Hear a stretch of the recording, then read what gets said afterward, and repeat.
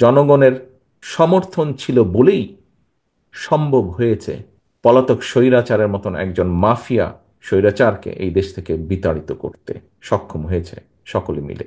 আমরা কথা বলছি একজন ব্যক্তি কতবার কি নির্বাচিত হতে পারে, আমরা কথা বলছি কার মধ্যে ক্ষমতা বাড়বে কার ক্ষমতা কমবে এসব বিষয় নিয়ে। এই বাংলাদেশটি স্বাধীন হয়েছিল লক্ষ মানুষের আত্মত্যাগের বিনিময়। তারপরে আমরা দেখেছি বিভিন্ন সময় গণতন্ত্রকে ব্যাহত করেছে অনেকেই। একদলীয় বাকশাল বলি, বিভিন্নভাবে বলি না কেন, বিভিন্ন সময়ে গণতন্ত্রকে ব্যাহত করা হয়েছিল। বিগত 15 বছরের ঘটনায় আমি নাই বা গেলাম। জুলাই আগস্টে জনতার যে অভ্যুত্থান, এই দেশের মানুষের, জনগণের রাজনৈতিক দলগুলোর সাথে জনগণের সমর্থন ছিল বলেই সম্ভব হয়েছে পলাতক স্বৈরাচারের মতন একজন মাফিয়া স্বৈরাচারকে এই দেশ থেকে বিতাড়িত করতে সক্ষম হয়েছে সকলে মিলে।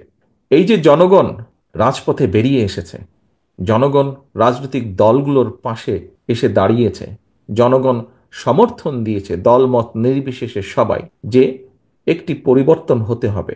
প্রিয় উপস্থিতিবৃন্দ, নিশ্চয়ই জনগণের একটি প্রত্যাশা আছে। কেন তারা এই পরিবর্তন চেয়েছে, কেন তারা এই পরিবর্তন চেয়েছে, তার একটি প্রত্যাশা আছে। আমরা কথা বলবো, হ্যাঁ আমরা সংস্কার নিয়ে কথা বলছি, আমরা কথা বলছি আমাদের দেশে উচ্চ সংসদ হওয়া উচিত, উচ্চ কক্ষ হওয়া উচিত।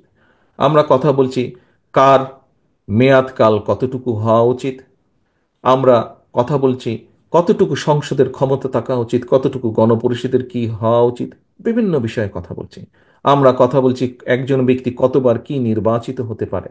আমরা কথা বলছি কার মধ্যে ক্ষমতা বাড়বে কার ক্ষমতা কমবে এসব বিষয় নিয়ে। কিন্তু দিন শেষে যারা আমাদের রাজনীতির সবচেয়ে বড় পুঁজি, আমরা যে বিষয়গুলো নিয়ে আলোচনা করছি, সংস্কারের যেই বিষয়গুলো নিয়ে মিডিয়া গরম, সেই বিষয়গুলোর কোনো রকম পরিবর্তন হলে প্রত্যক্ষ বা পরোক্ষভাবে হয়তো রাজনৈতিক দলগুলো উপকৃত হবে, রাজনীতিবিদরা উপকৃত হবেন হয়তো, বা পরিবর্তন হতে পারে রাজনীতির কিছু কিছু।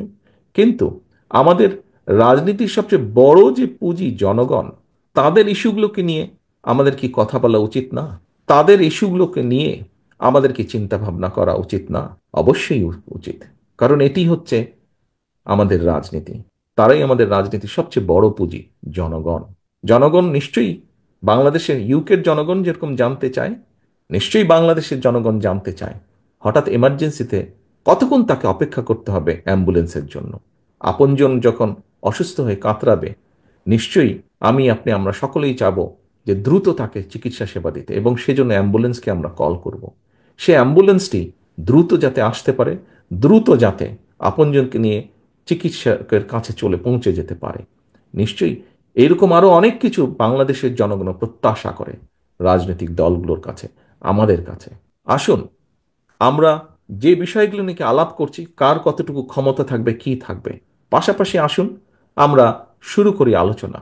জনগণের যে প্রত্যাশা, জনগণের যে চাওয়া, তাদের যে মূল লক্ষ্য বা উদ্দেশ্য, বা জনগণের যেই ডিমান্ডগুলো, সেইগুলো আমরা কি করব।